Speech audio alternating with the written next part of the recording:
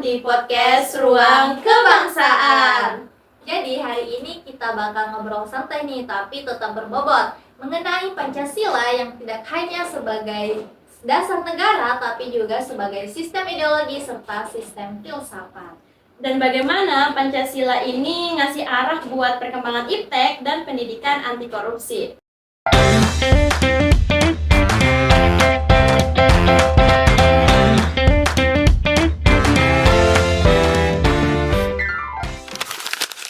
Hari ini spesial banget, kita kedatangan tamu yang kece-kece dari mahasiswa Universitas Negeri Makassar dengan program studi statistika.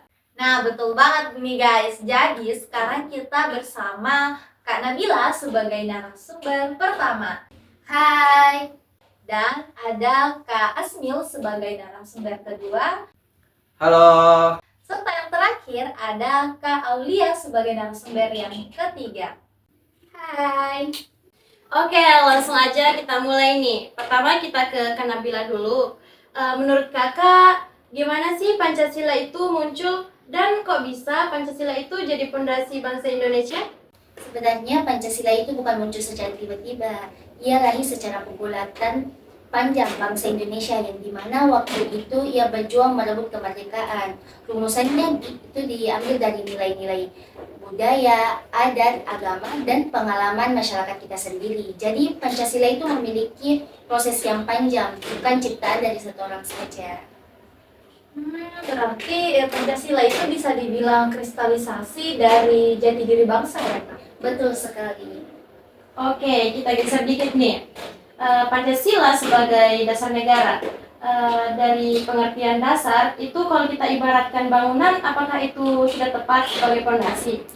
Tepat banget, semua aturan negara, peraturan pemerintah, undang-undang harus sesuai dengan Pancasila. Jika fondasinya rapuh, maka semuanya akan runtuh. Nah, ini sering jadi pertanyaan nih, kan Pancasila merupakan ideologi. Nah, apakah Pancasila ini sama seperti ideologi-ideologi lain yang bersifat memaksa dan keras? Menurut saya itu malah justru beda atau kebalikannya, karena Pancasila itu bersifat ideologi yang terbuka. Artinya dia bisa menyelesaikan perkembangan zaman tanpa kehilangan nilai dasarnya sendiri. Beda dengan ideologi yang tertutup yang memaksakan satu cara berpikir. Oh, jadi alasan kenapa Pancasila ini bisa bertahan puluhan tahun karena dia fleksibel ya? Ya, betul sekali. Fleksibel tapi tetap berprinsip. Ini bagian yang kadang bikin orang bingung nih. Pancasila sebagai sistem filsafat itu maksudnya apa sih, Kak? Jadi menurut saya itu kelima sila itu nggak berdiri sendiri, tapi saling terkait. Kayak 5 jari yang berbeda-beda tapi tetap satu kesatuan. Jadi secara filsafat, Pancasila itu memuat beberapa aspek, seperti aspek ontologis, di mana ini pandangan kita terhadap manusia dan keberadaan, terus ada epistemologis atau cara kita memperoleh kebenaran, dan aksiologis atau nilai moral. Jadi bukan cuma daftar 5 poin saja, tapi sistem nilainya itu yang utuh. Wih, jadi sebenarnya dalam banget ya, cuman seringkali nggak dibahas sampai ke situ. Iya, betul sekali. Kalau ngomong soal etika, kita langsung kepikiran soal berperilaku baik kan? Nah, apa sih kaitan etika itu dengan Pancasila?